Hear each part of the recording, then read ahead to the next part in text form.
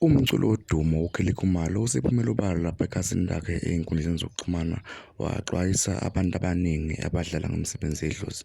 Ngale ukukhuluma kakhulu nansi ividiyo la uKelly Khumalo ey'khulumela khona ekhuza abantu abathi uma benza izinto edlozini bese beyashuta okanye benza ividiyo beyibonisa abantu imisebenzi eyenzeka ngaphakathi edlozini.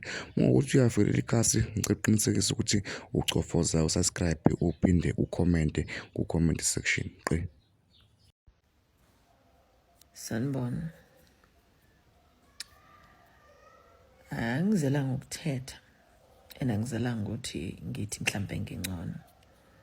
Kodwa I think kubalekile ukuthi mangabe khona ungathi sekuyalahleka sibonisane sikhuzaneni futhi.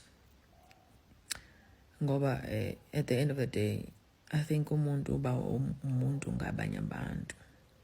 Konke engiyibukayo engayiboni ukuthi yinhle. Ayikho yinhle lento. Yimbi, iyahlambalaza futhi yehlisa isithunzi sezipho esiphiwe zona ngumdali, and lezipho zizele la ukuzosiza, and lezo zipho fanele zihlonishwe ngaso sonke isikhathi.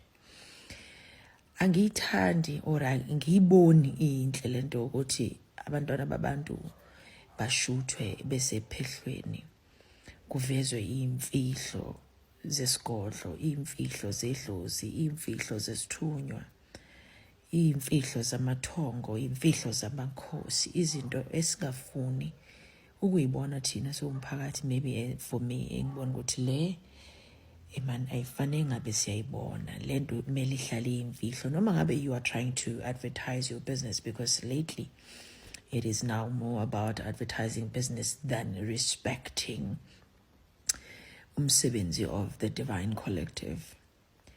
Bantwana basekhaya ayinhle lento, ayibukeki kahle, ihlisa isithunzi sesipho sezipho esiphiwe zona. I mean, at some point ubona abantu at some compromising situation where izinto lokhu kumele ngabe kufihliwe, kumele ngabe asikubonanga.